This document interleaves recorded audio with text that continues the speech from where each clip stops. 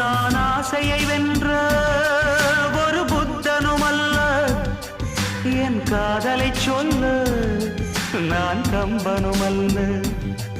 உன் காது கடித்தேன் நான் கனவினில் மெல்ல, இன்று கட்டி அணைத்தேன் இது கற்பனை அல்ல.